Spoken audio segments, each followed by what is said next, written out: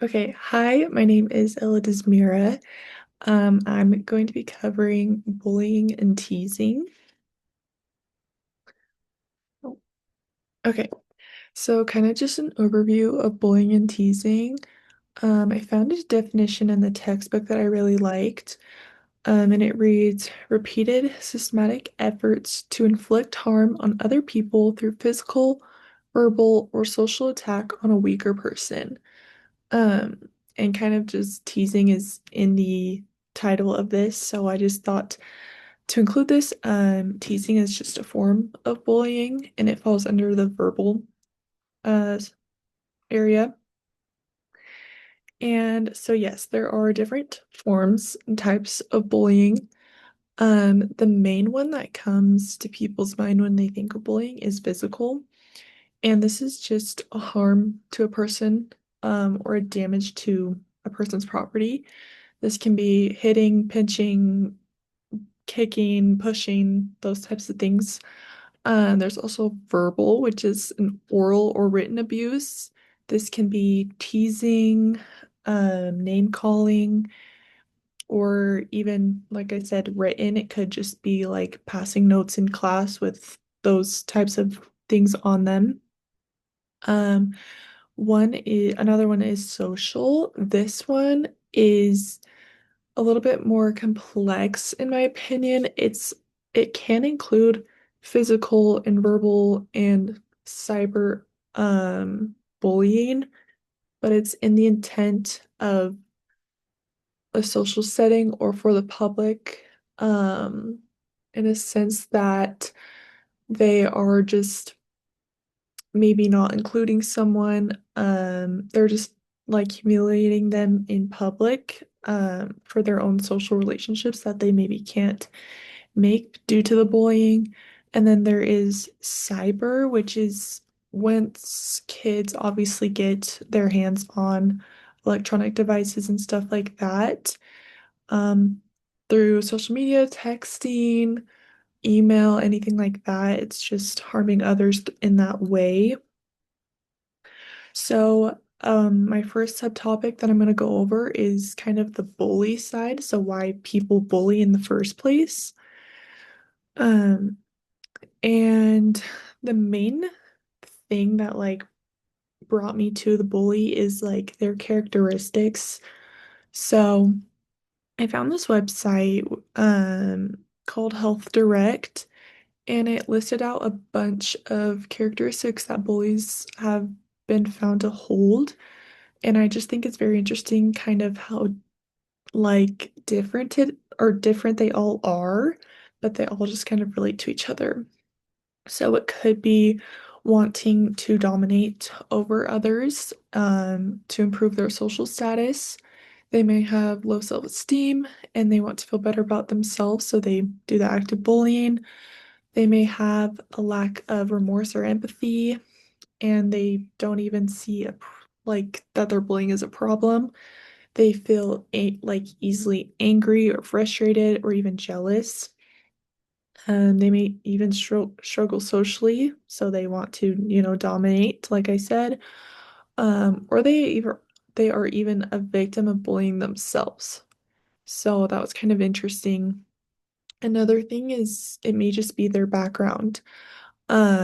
Maybe their home setting. That one's very important. And even I found this quote. It says people whose mental or physical needs aren't being met may use bullying to meet those needs. So, kind of interesting. So, there is just such a wide range of bullying, and I think that is one reason why it is so hard to contain in school settings and work settings because it all just comes from so many different areas of life. So, I kind of just have like a list of the characteristics of bullying. So one that I mentioned was aggressiveness. This can just be that they are maybe stronger, so they think they can be more aggressive, or they're just like easily frustrated and angry, so they need to like take it out on others. Another is the lack of empathy. They don't really care that they are hurting others. They don't care because they are feeling empowered themselves. That domination, they feel the power when they're putting others down. They think that it lifts them up. socially. The lack of guilt, they don't see a problem with what they're doing and they like the feeling of it. They like to be feared by others. They feel power from, others being scared of them and stuff like that. Another one can also be popularity. They seek that validation from others and they want to impress their friends by bullying and they think it's cool. Another subtopic is how does bullying affect people? So this is kind of more of the victim side.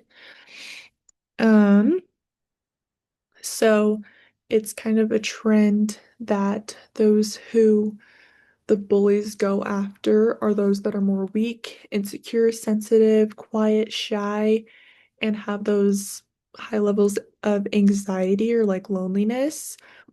And they also may have a negative view about themselves and maybe their situation in school, life, home, whatever. Um, and like I said, having these traits just and makes them an easy target for bullies. Um, and the bullying can affect these traits even more. It can make them more weak, more insecure, more shy, everything. And that leads to bigger problems such as depression and anxiety, those increased feelings of sadness and loneliness, changes in sleep and eating patterns, which is like an effect of the depression and anxiety, a loss of interest in activities they used to enjoy. So it can really affect them long term, and very personally. Um, what I also found interesting is like bullies and victims kind of all have the same characteristics. So basically, just people. We all have some sort of lack of empathy or lack or um lack of what's the word? What am I trying to say here? Lack of okay, low self-esteem. So I feel like all humans just kind of have like a low self-esteem, and you can either be shy and just keep it to yourself, or you can be more, outgoing and aggressive and use that to bully others. So I just think it's kind of interesting 'cause, like they all have the same characteristics in a way, but it depends on their surroundings that they either become a victim or they become the bully. So, this is kind of my list of the characteristics of victims. They may have that low self-esteem. They don't like themselves. They don't really care for themselves.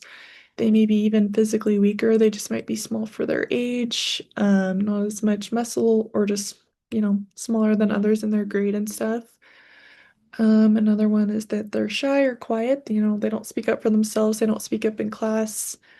Um, the bully knows that they won't speak back to them, so they just kind of go after them. With that, they may be isolated. They don't have that many friends. They just like being alone, and the bully can use that against them in a way. They also might have disorders or disabilities, something that differs them from others. And, they might be really sensitive. The bully might like that they react in a certain way, so they keep doing it. Sensitive as in like they are easily emotional or easily act up against a bully and stuff. So, I mean, in my past, I feel like there hasn't been a school that I go to that they handle bullying very well. So, I have a question like, is there a solution to bullying? Because it is such like a dense topic. And I really liked these quotes that I found from different resources. So there's actions that adults can take, in a work setting or a school setting and stuff. So to decrease bullying, the entire school should be involved with teachers, aides, children, and parents, all taught to recognize bullying and how to reduce it. I think in this sense, teachers, need to have a certain set of rules in their classroom. They need to make that like a safe environment where there just isn't a lot of differences between the students. You're all here to learn, stuff like that. Another one is, the home they live in, which this can be super challenging. People grow up in different like ways of how their home runs and things. So I think it is just important for parents to teach their kids like not to bully based on how their home is, sibling relationships, if you're getting beat up as a kid from your siblings, then that's going to reflect at school. So children learn behavior through their parents. Being exposed to aggressive behavior or an overly strict environment at home makes kids more prone to bully at school. Um, and another huge one is like how to teach your kids to respond to bullying if they, see it. So a bystander can make a positive impact by becoming an upstander. This is a great way to prevent bullying, as a big thing I feel like in schools is to tell or like notify teachers what is happening, notifying a trusted adult, which is a very important way for bullying to come to a stop, especially for just like specific kids.